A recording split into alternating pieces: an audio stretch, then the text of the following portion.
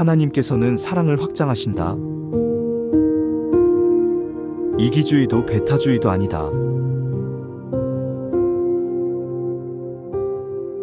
안녕하세요. 이 영상을 찾아주셔서 감사드리며 오늘은 한 운동단체에 있었던 작은 이야기로 영상을 시작해보겠습니다.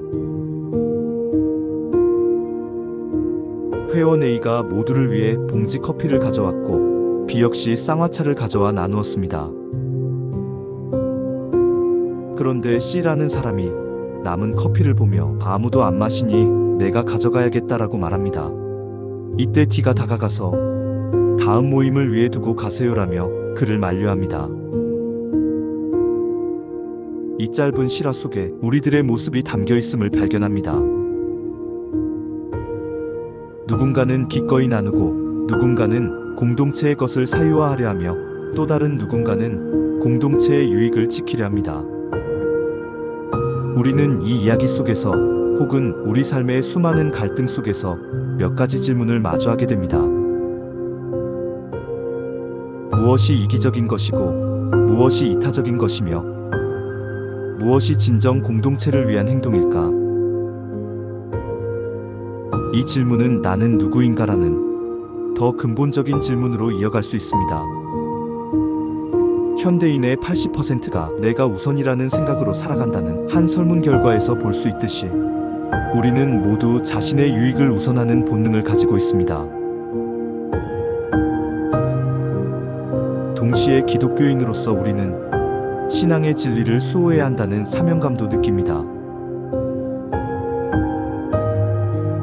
나를 지키려는 본능적 이기성과 진리를 지키려는 배타성이라는 두 가지 마음이 잘못된 방향으로 흐를 때 우리는 각각 이기주의와 배타주의라는 벽에 갇히게 됩니다.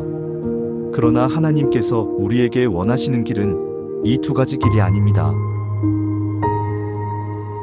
하나님께서는 이기주의도 배타주의도 아닌 사랑을 확장하는 삶으로 우리를 초대하십니다. 하나님은 우리에게 생존을 위한 본능적 이기성을 선물로 주셨습니다.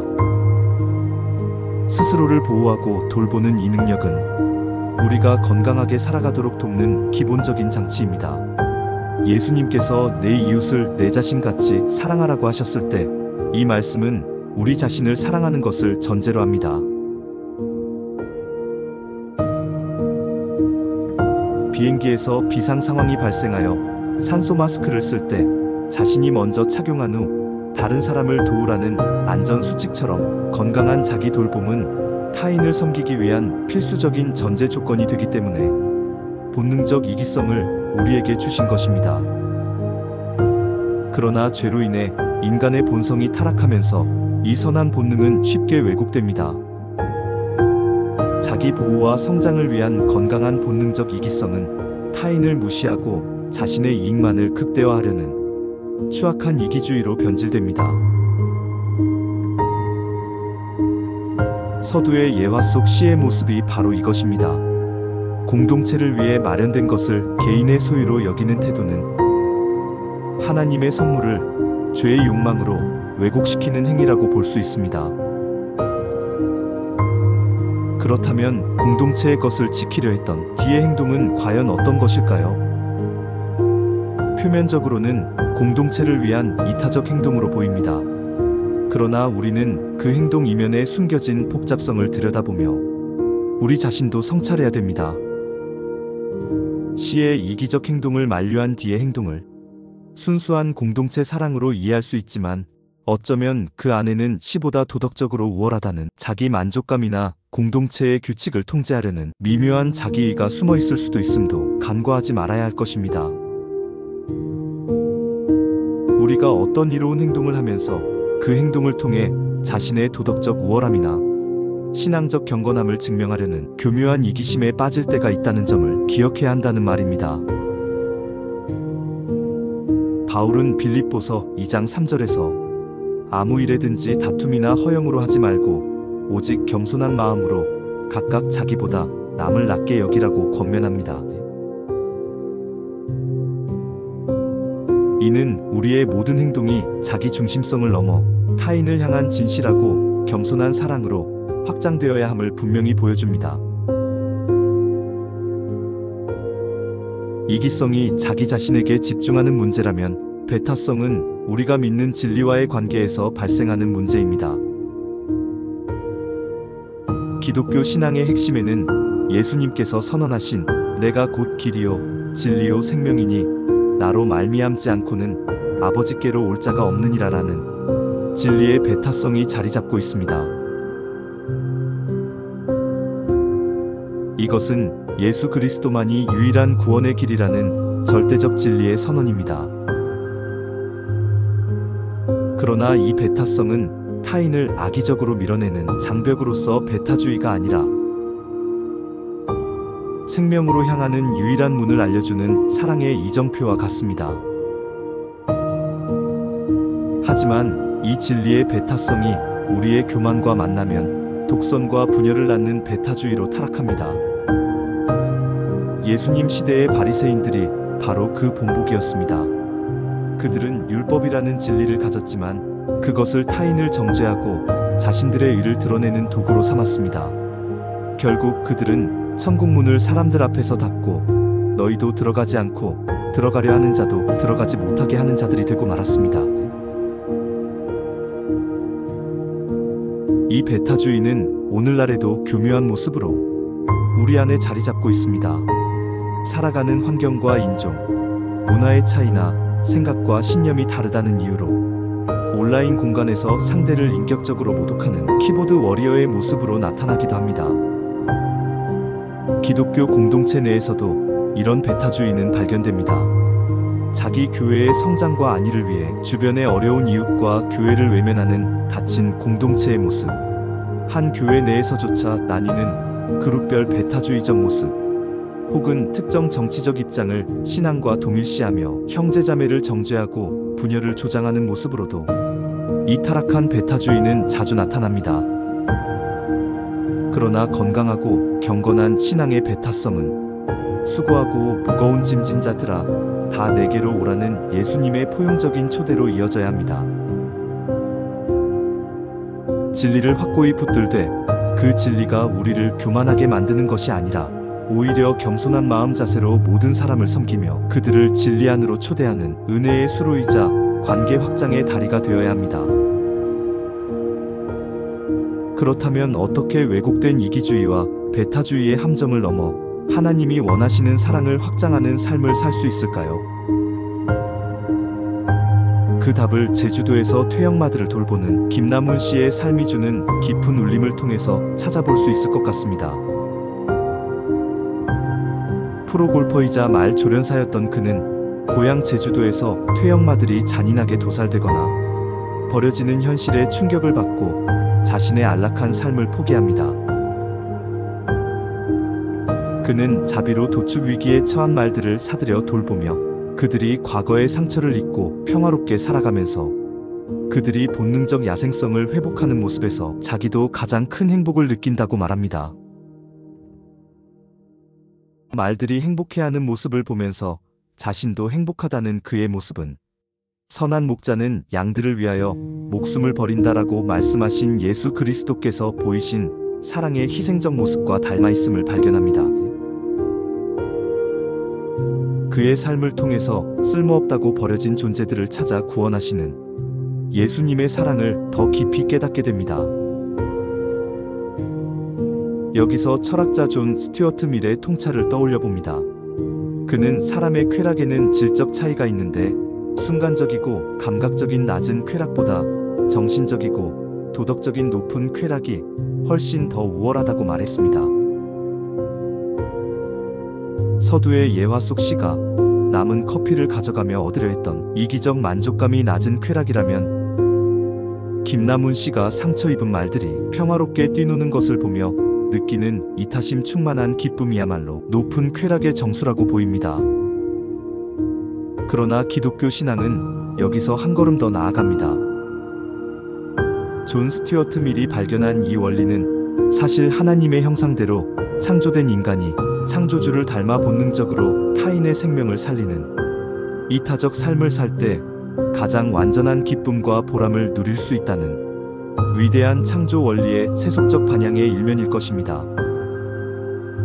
우리 안에 가장 깊은 갈망이 사랑으로 채워지고 사랑으로 발현될 때 비로소 온전한 만족을 얻게 되도록 우리 인간의 내면은 그렇게 설계되었다고 볼 수 있습니다.